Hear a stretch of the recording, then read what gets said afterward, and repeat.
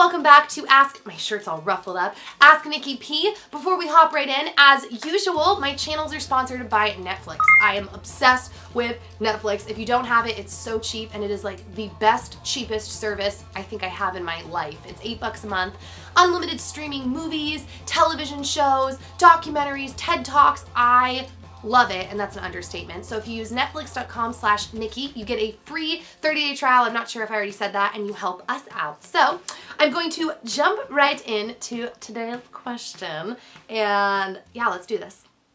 Hi Nikki, I am 24 and I have never had a serious relationship. I feel like in all of the relationships I've been in, the guy looks at me as a sexual object. I'm not sure what I'm doing to make guys see me like that, because it even happens when I've only just started talking to the guy.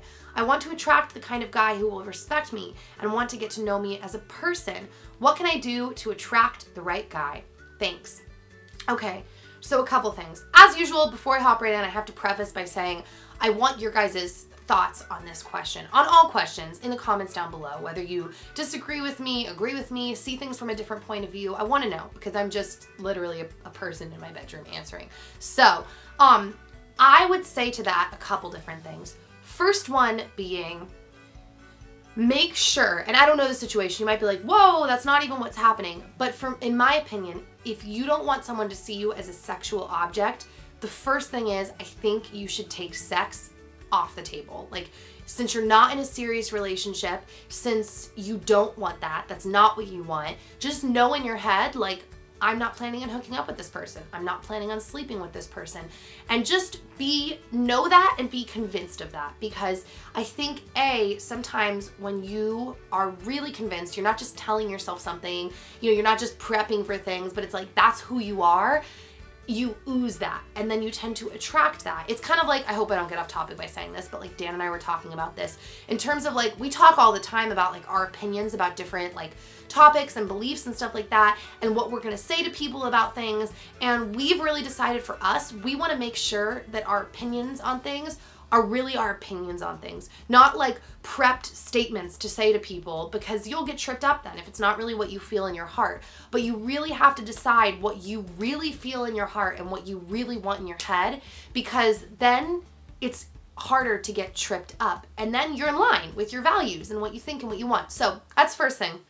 Second thing is, I would recommend putting yourself in the right situation. So it's not so much about hunting for the right person, like, ooh, ooh, ooh, is he, but more just like involving yourself in a community of people where you are just more likely to find people with similar values, similar passions, similar mindset. I always say church, but that's just from my own life experience. I found being at church to be really helpful, because most of the people that are there, they're all there for the same reason as me, because they want to connect with people on things that have to do with like spiritual stuff and morals. So I think that's always a good place.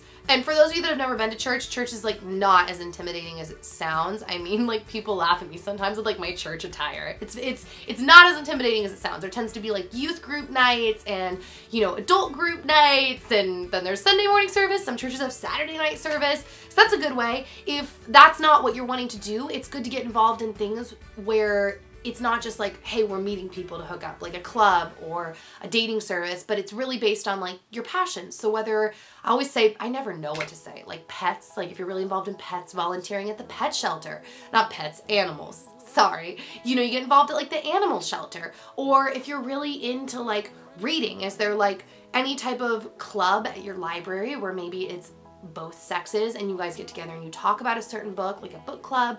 Or is there like an online group you could join where you talk with different people around the world? I know so many people who have met through online stuff where the purpose wasn't dating, but it was interests, and because of that, it developed into dating. Also, actually randomly, Philip DeFranco, I think his wife, Lindsay, I think that's like how they met, was through online, through YouTube stuff. So because YouTube was a passion for them.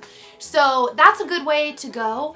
But yeah, it's hard. I don't know, man. Relationships are hard. So giving yourself every like help you can, putting yourself in the right situation, really aligning in your head what you want really in your heart, like all those things help. You want to give yourself a leg up wherever you can. So that's my answer to that question. Okay? I feel like I was trying to say an end thought and I didn't have anything to say. So before I hop into the Twitter question, I'm like splitting up my little announcements, one at the beginning, one now. I am actually selling t-shirts now, so I'm super duper excited, and I've told people that if people buy the shirts, if you could like take a picture for Twitter or use the hashtag ShopNikkiP on Instagram, I'm gonna be featuring people in the different shirts on my Instagram, on the ShopNikkiP Instagram. So the link to the store will be down below, as well as the lookbook I filmed for the shirts. This is one of the shirts. You can sit with us. Ooh, it's a play on the Regina George line from Mean Girls. I love that movie. And with that being said, I'm gonna answer the Twitter question. I hope this isn't too personal, but what is one way that you and Dan keep your marriage alive? I'm not sure if you're asking like sexually or just our marriage in general. I would say the answer to that, I'm always more comfortable talking theoretically than like personal stuff because, as I told you, it took me like 6 months to get draw my life up. We try to keep learning things about each other. I think that's the best answer for both scopes, like the sex side of it and the personal side of it, like aside from sex, is we try to keep learning things about each other, and I think we try to not assume that we just know everything about each other. Like sometimes I'll be like, Dan, think of something that you've never told me before. And he's like, gosh, that's such a hard question. I'm like, come on, think hard, anything. Like we just keep asking questions and try to keep learning about each other.